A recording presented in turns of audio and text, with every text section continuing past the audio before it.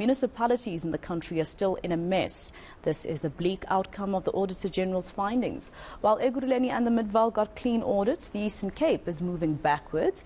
Let's get the details now from eNCA senior reporter Aviwe Mtila, who is covering the story for us. Aviwe, quite a bleak picture that the Auditor General was giving us today. The Midvaal, for instance, you and I have covered that particular municipality for a while. It was under administration for about 5 years, so a positive outcome for them? Maseko, I want to paint a picture of the entire municipalities, and out of 257 municipalities in the country, when the first time that the Auditor General went knocking at their doors, only 62 gave credible financial statements. I want that to sink in. That's 25%, meaning that the other 75%, if the Auditor General had compiled the report the first time that she went on their doors, wouldn't be able to give credible financial statements, meaning that they'd have uncompleted financial statements.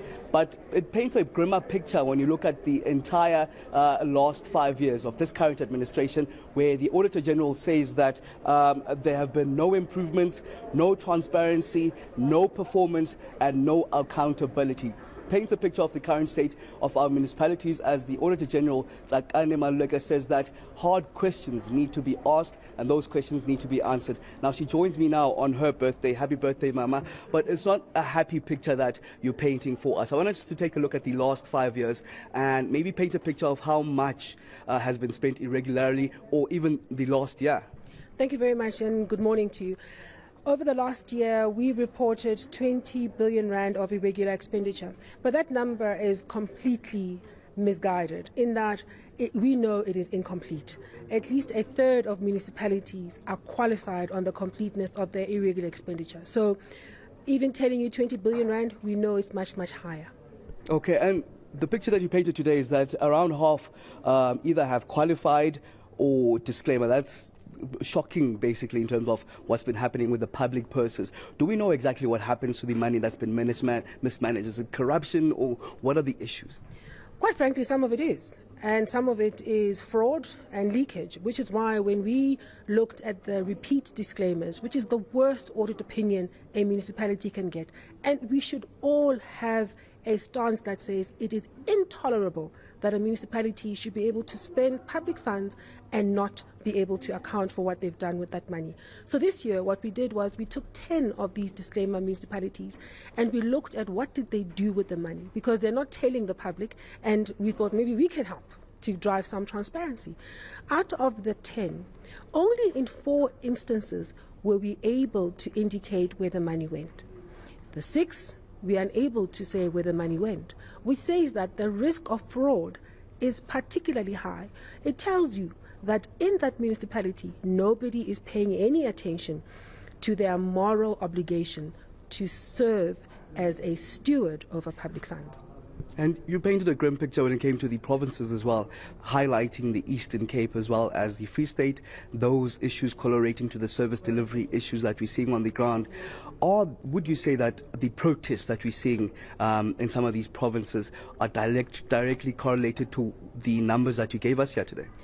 Well, the story that we're giving today indicates that municipalities are not operating in the way that they are intended. In far too many instances, municipalities are not delivering on their service delivery obligations, and that will have a direct impact on the lived experiences of citizens. And that's why you will find that service delivery is a problem, access to water is an issue, sanitation problems hardly are attended to. That's why you find that municipalities end up with citizens protesting because they don't get the benefit of a functional municipality that meets their needs and aspirations. I then want to zoom into your powers in holding these various municipalities to account. How are we going to see any punitive action? I mean, who's responsible? Whose responsibility is it to hold these municipalities to account? Because we're talking about billions of the public purses that are just being wasted here. If you look at the design of the accountability ecosystem, which is a system that allocates different roles and responsibilities to different players within the municipality, within the provincial government, and within the national government, all of those parties have some way to go before they can confirm that they are fulfilling their duties as given in law. Within the municipality, the people that run the municipality, the municipal manager, the senior managers, the officials, the internal audit committees, and then the mayor, speaker, council, MPAC, they must hold that municipal manager accountable. They don't do it. And then in the provincial sphere, you've got the coordinating departments in the form of the officers of the Premier, the provincial COCTA, the provincial treasury, who do not always play their part as given in law. Then you've got the provincial legislatures who should hold these provincial departments accountable for their delivery on their obligations in law. And their obligations are to help build capacity and capability in municipalities, to monitor how municipalities operate and to support them where that's required, and ultimately to intervene where things go wrong.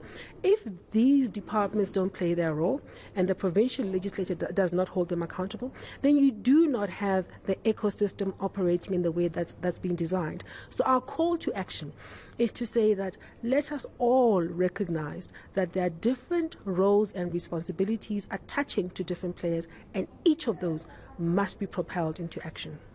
Thank you very much, Auditor General Maluleke, painting a grim picture of the country's municipalities. We heard earlier on just how almost half of these municipalities either have qualified audit opinions or disclaimer audit opinions, which is the worst kind.